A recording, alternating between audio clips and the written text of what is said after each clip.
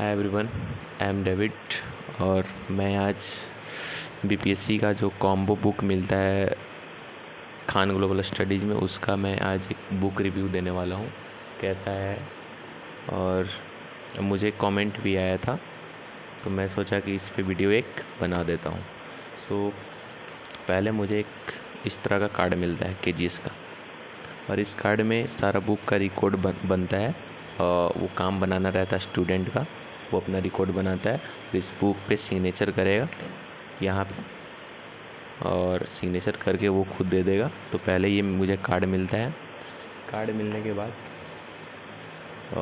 मुझे एक, जैसे ये तो मैं खुद लिया हूँ स्टूडेंट एटलस।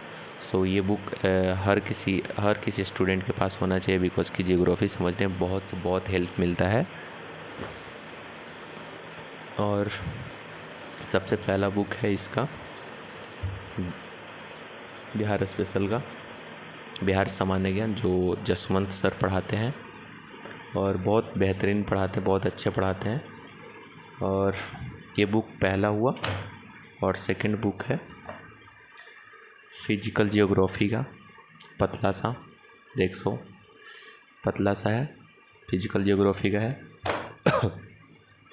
ये इंडियन जियोग्राफी जो कि अजीत सर पढ़ाते हैं, और ये है साइंस एंड टेक के लिए इतना सा बुक ये।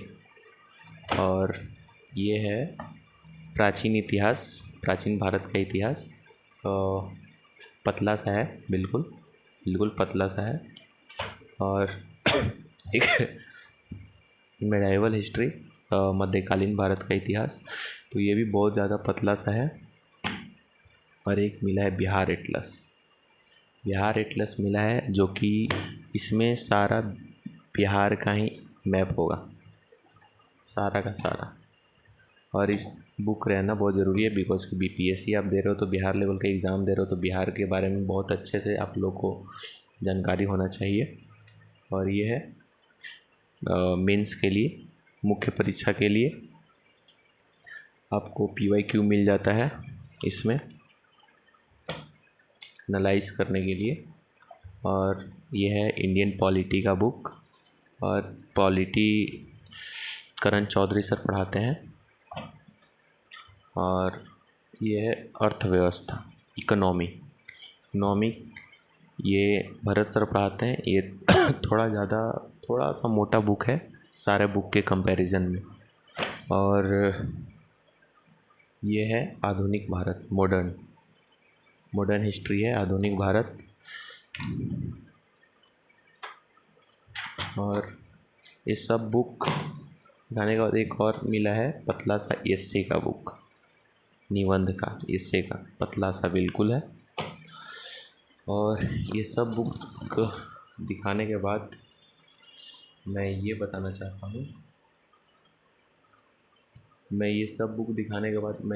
चाहता हूँ कि ये सारे बुक जो जिस एग्ज़ाम के लिए मुझे दिया गया है, बीपीएससी एग्ज़ाम के लिए दिया गया है ये सारे बुक, तो बीपीएससी के लिए ये सारे बुक इनफ नहीं है और नहीं बेटर है, बिकॉज कि इसमें वो कंटेंट ही नहीं है जो कंटेंट बीपीएससी ढूंढता है, जो बीपीएससी को चाहिए वो कंटेंट इसमें है ही नहीं। और सेकंड बात, इस बुक पे आप लोग पूरी तरह से डिपेंड नहीं रह सकते हो, और नहीं रहने की कोशिश करना, गलती है, भ्रम में मत रहना। और ये बुक में ज़्यादा कुछ प्रॉफिट नहीं है, इससे बेटर है कि जो वहाँ पे नोट्स लिखाया जाता है वो नोट्स करो, और एक्सेप्शन में एक ये कर लो, और करेंट अफेयर करने से प्रॉफिट ये होता है कि हालांकि आपको अगर करंट एनालिसिस करने आता होगा तब प्रॉफिट होगा, नहीं तो ऐसा प्रॉफिट नहीं होगा, बिकॉज कि ऐसे एक स्टोरी की तरह वो पढ़ाएगा, आप सुनोगे और पार होते जाएगा।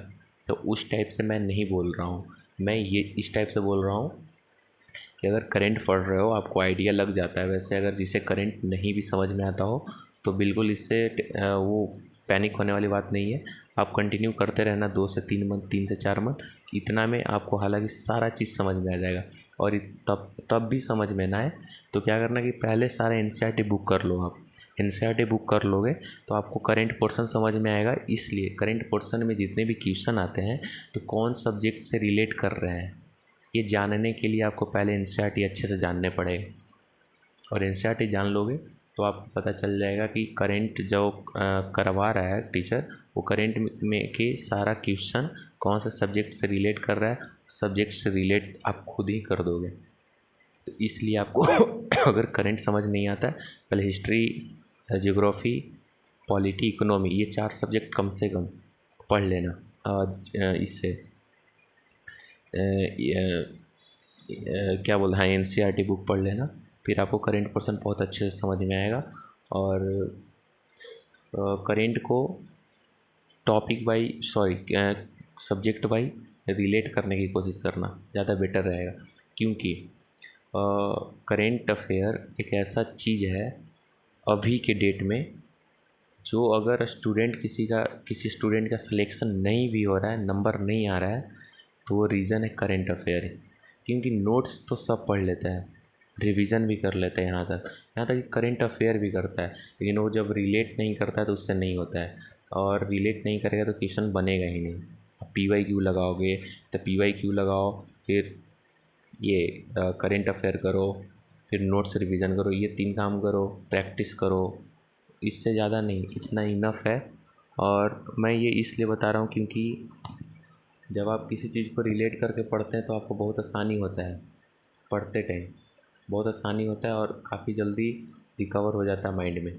इसलिए तो आप लोग करंट अफेयर पे ज़्यादा फोकस करो। मैं ये नहीं बोल रहा हूँ कि सिर्फ करंट ही पढ़ो, करंट अफेयर पे फोकस करो ज़्यादा, नोट्स को रिवीजन करो हमेशा, बार बार 3 दिन पे, संडे को करो, और जब एग्ज़ाम नज़दीक में हो तो पर डे करो, पर डे रिवीजन मारो।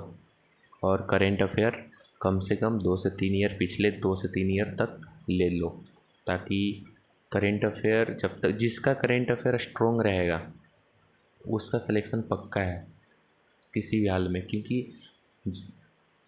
एग्ज़ामिनर जहाँ जो क्वेश्चन बना रहा है तो सबसे पहले किस चीज़ से बना रहा है, करंट अफेयर से ही न्यू क्वेश्चन बना रहा है, साइंस एंड टेक्स से बना रहा है, इकोनॉमिक्स सिस्टम से बना रहा है, फिर हिस्ट्री से तो बनाएगा नहीं, वो तो एक्सेप्शन में इधर से इधर क्वेश्चन को करके राउंड करके ही देगा, क्योंकि हिस्ट्री बदलता थोड़ी है। और पॉलिटी में जो अमेंडमेंट होते हैं, आर्टिकल अमेंडमेंट होते हैं, ये सब ही ऐड करता है। तो ये सब चीज़ आपको पता कैसे चलेगा, करंट अफेयर देखोगे तो उसमें पता चलेगा, उसी से पता चलेगा। तो उसी से आप क्वेश्चन को रिलेट करोगे नोट्स में कि हाँ इस सब्जेक्ट का क्वेश्चन ये है। जैसे आर्टिकल अमेंडमेंट है तो ये किस से रिलेट करेगा, पॉलिटी से रिलेट करेगा।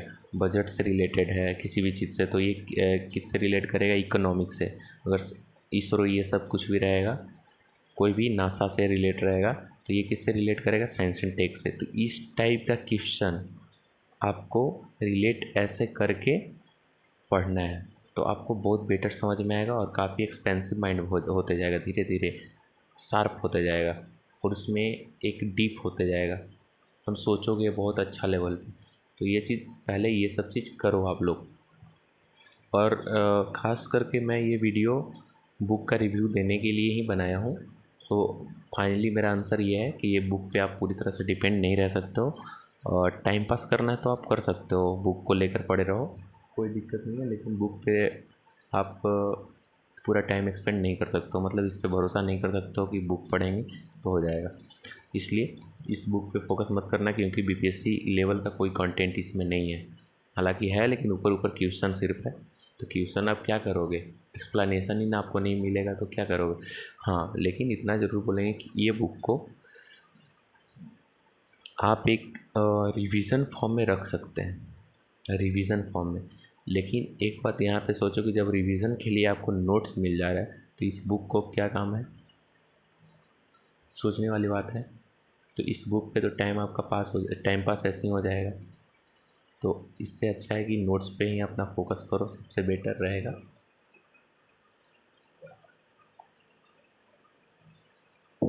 और